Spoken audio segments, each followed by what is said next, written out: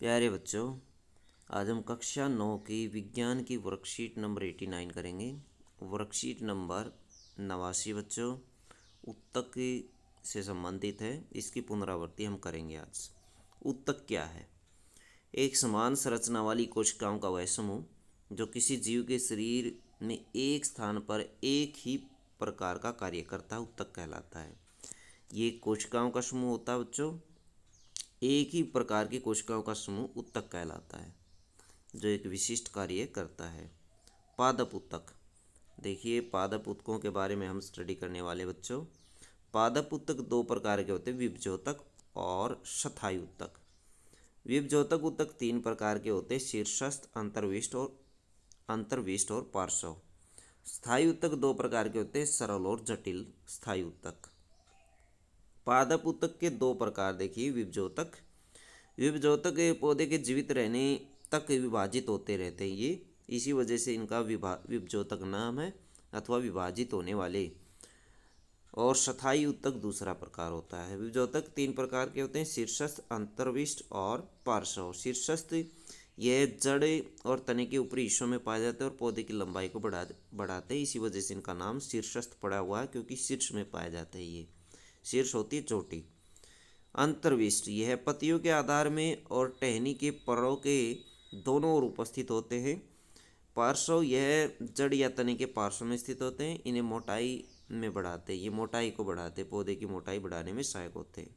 स्थायी उत्तक यह विभजोतक विभाजन की अक्षमता खोकर के, जब विभजोतक उत्तक विभाजन की अक्षमता खो देते हैं तो एक विशिष्ट कार्य करने लगते हैं और वे स्थायी उत्तक बन जाते हैं। स्थायी उत्तक दो प्रकार के होते हैं, सरल और जटिल। सरल उत्तक तीन प्रकार के होते हैं, पेरेन्काइमा, कोलेन्काइमा और स्क्लेरेन्काइमा। तो बच्चों ये थी वर्कशीट, इससे संबंधित प्रश्न देखिए। अभिकथन वाले क्वेश्चन दिए गए हैं, इसमें 4 ऑप्शन दिए गए हैं। तो पहला क्वेश्चन देखिए, अभिकथन है, एक प्याज की जड़ों को सिरों से काटने पर जड़ों का बढ़ना रुक गया। बिल्कुल सही है। जड़ों के सिरों में शीर्षस्थ विभजोतक जड़ों को लंबाई में बढ़ाता है। बिल्कुल सही है, ये भी दोनों सही हैं, लेकिन ये रुक गया, ये सही बताता है, ये इसकी सही व्याख्या है। तो ऑप्शन नंबर ए आ जाएगा इसका आंसर।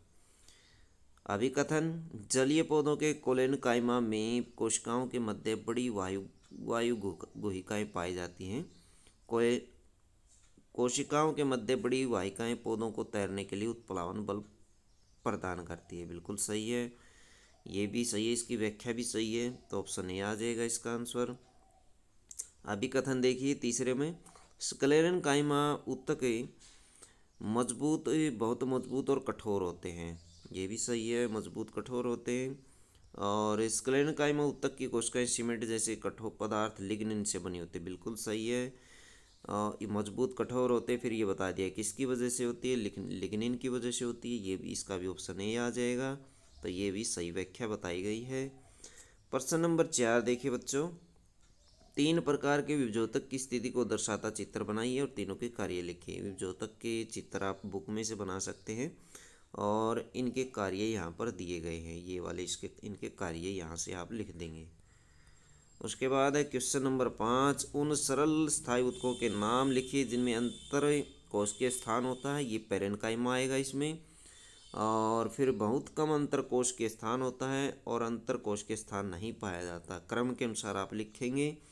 पेरेन्काइमा में अंतर कोशिकीय स्थान होता है, इसमें बहुत कम पाया जाता है कोलेन्काइमा में, जबकि स्क्लेरेन्काइमा में बिल्कुल भी नहीं पाया जाता।